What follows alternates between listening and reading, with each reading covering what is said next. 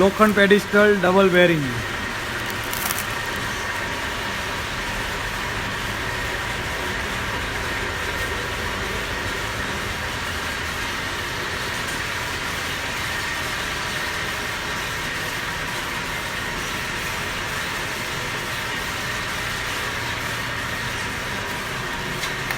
ત્રણ HP single phase Lubi motor.